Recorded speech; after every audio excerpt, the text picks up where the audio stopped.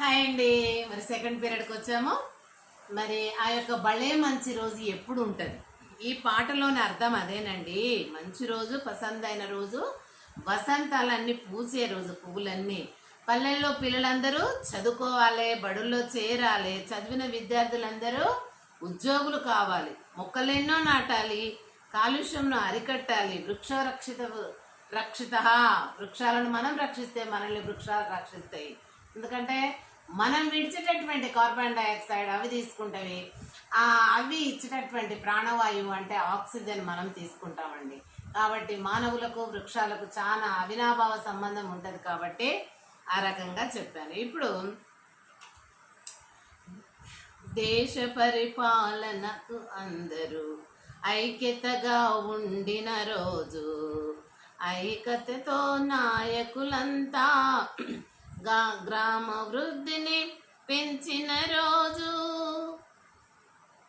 దేశ పరిపాలకులందరూ ఐక్యతగా ఉండిన రోజు, ఐక్యతతో నాయకులంతా గ్రామ వృద్ధిని పెంచిన రోజు, దేశమంతా ప్రగతి పథములో నడిపిన రోజు, దేశమంతా ప్రగతి పథములో నడిపిన రోజు, భలే మంచి రోజు, పసందైన రోజు, వసంతాలు పూచే నేటి రోజు,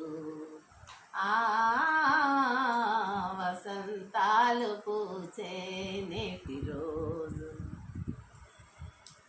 ఆటం బాంబులు వాడని రోజు, శాంతి స్థాపన జరిగిన రోజు, అక్షరాస్యతను పెంచిన రోజు, దేశ ఉన్నతిని సాధించిన రోజు, స్వర్ణయుగంగా దేశం మారిన రోజు, భలే మంచి రోజు, పసందైన రోజు, వసంతాలు పూచే నేటి రోజు,